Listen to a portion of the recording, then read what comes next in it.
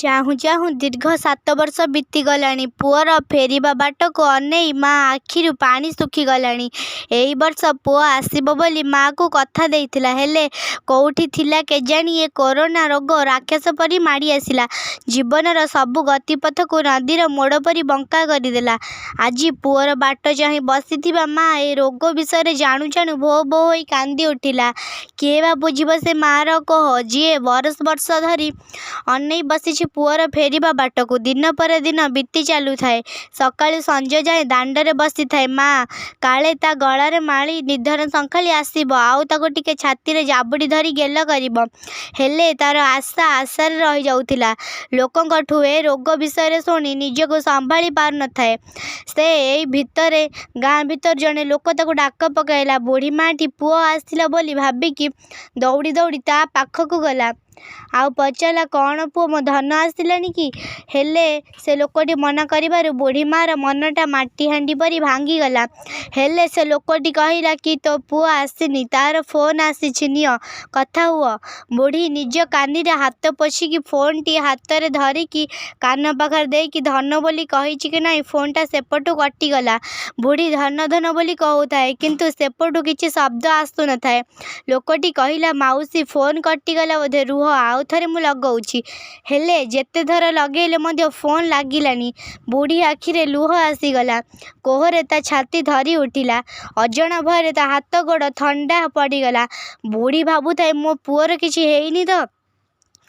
ସେ କହିଥିଲା ଆସିବ ବୋଲି, ହେଲେ ଏଇ ପୋଡ଼ାମୁହାଁ ରୋଗ ପାଇଁ ସେ ଆସିପାରିଲାନି। ତା ପାଇଁ ମୁଁ ଆମ ବାଡ଼ି ଆମ୍ବ ରଖିଛି, ସେ ଆସିଲେ ଖାଇବ। ହେଲେ ଏମିତି ହଠାତ୍ ଫୋନ୍ କଟିଗଲା କ'ଣ ପାଇଁ? ଏମିତି କେତେ କ'ଣ କଥା ବୁଢ଼ୀ ମୁଣ୍ଡରେ ଆସୁଥାଏ। ଏମିତି ଭାବୁ ଭାବୁ ବୁଢ଼ୀ ଚେତା ଶୂନ୍ୟ ହୋଇଗଲା। ଗାଁ ଲୋକ ଆସି ତାକୁ ଡାକ୍ତରଖାନା ନେଇଗଲେ। ବୁଢ଼ୀ ଚେତା ଆସୁ ଆସୁ ମୋ ପୁଅକୁ ଡାକ ବୋଲି କହିଲା। ହେଲେ ଏମିତି କିଛି କହୁ କହୁ ପୁଣି ଚେତା ଚାଲିଗଲା। ବୁଢ଼ୀର ଡାକ୍ତରୀ ପରୀକ୍ଷା ସରିଲା ପରେ ଜଣାପଡ଼ିଲା ଯେ ବୁଢ଼ୀକୁ କ୍ୟାନ୍ସର ହୋଇଛି। ସେ ଆଉ ଅଳ୍ପ ଦିନ ବଞ୍ଚିବ। ବୁଢ଼ୀକୁ କିଛି ଔଷଧ ଦେଇ ଡାକ୍ତର ଘରକୁ ପଠାଇଦେଲେ।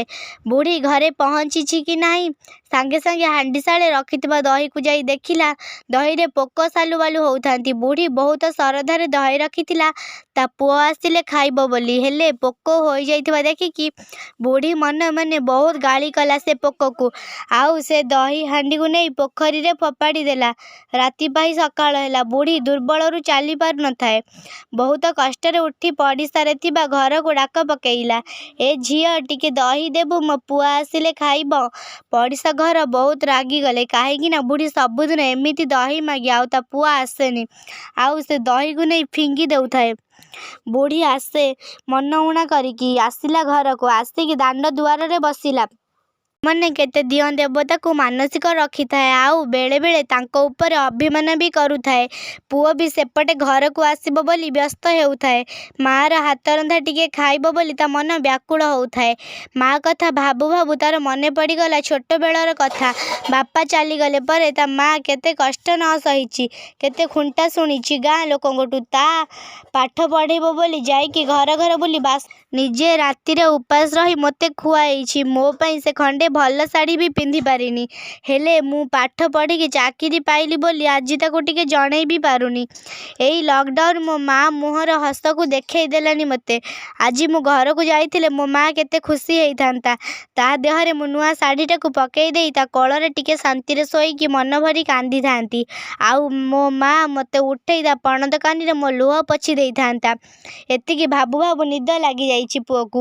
ସ୍ୱପ୍ନରେ ଦେଖୁ ସେ ଗାଁକୁ ଯାଇଛି, ଆଉ ତା ମା' ତାକୁ ଦେଖି ଭୋ ଭୋ ହୋଇ କାନ୍ଦୁଛି ତାକୁ ଜାବୁଡ଼ି ଧରିକି। ଆଉ ସେ ଦହିକୁ ଭଲ ପାଏ ବୋଲି ଗୋଟେ ମାଟି ହାଣ୍ଡିରେ ବହୁତ ସାରା ଦହି ରଖିଛି। ଆଉ ମା' ତାକୁ ହାତରେ ଦହି ଖୁଆଇ ଦେଉଛି। ଆଉ ସେ ନେଇଥିବା ନୂଆ ଶାଢ଼ୀଟିକୁ ଦେଖି ମା' ଖୁସିରେ ଆତ୍ମହରା ହୋଇପଡ଼ିଲା। ଆଉ ଶାଢ଼ୀଟିକୁ ଛାତିରେ ଜାବୁଡ଼ି ଧରିଲା। ବେଶ୍ ଖୁସିରେ ମା' ଶାଢ଼ୀଟିକୁ ପିନ୍ଧିଦେଲା। ଏତେ ବର୍ଷ ଧରି ନୂଆ ଶାଢ଼ୀଟିଏ ପିନ୍ଧି ନଥିଲା ମା'।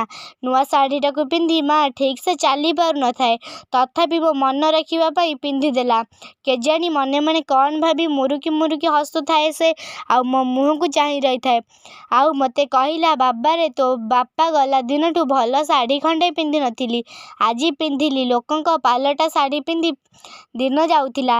ଆଜି ଯାହା ହଉ ଭଗବାନ ମୋ ଡାକ ଶୁଣିଛନ୍ତି, ଆଉ ତୋତେ ବଡ଼ ମଣିଷ କରିଛନ୍ତି। ମୋର ଆଉ ଦୁଃଖ ରହିବନି। ଏବେ ଖାଲି ଗୋଟେ ଚିନ୍ତା, ମୋର ତୋତେ ହାତକୁ ଦି ହାତ କରିଦେଲେ ମୋର କାମ ସରିଲା।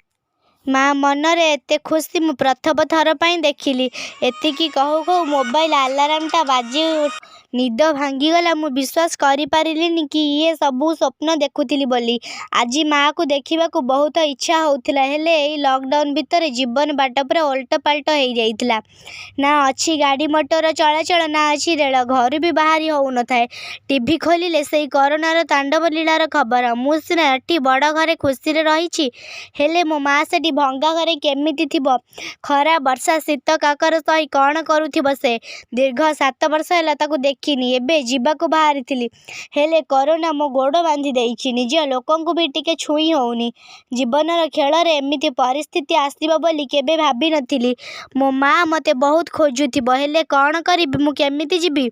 ଫୋନ୍ କରିଥିଲି ଯେ କଟିଗଲା। ଫୋନ୍ ଥରେ ମୋ ମାଆର କଣ୍ଠସ୍ୱର ବି ଶୁଣିପାରିଲିନି। ଏହି ବୁଢ଼ୀ ବୟସରେ ମୁଁ ତା ପାଖରେ ନାହିଁ।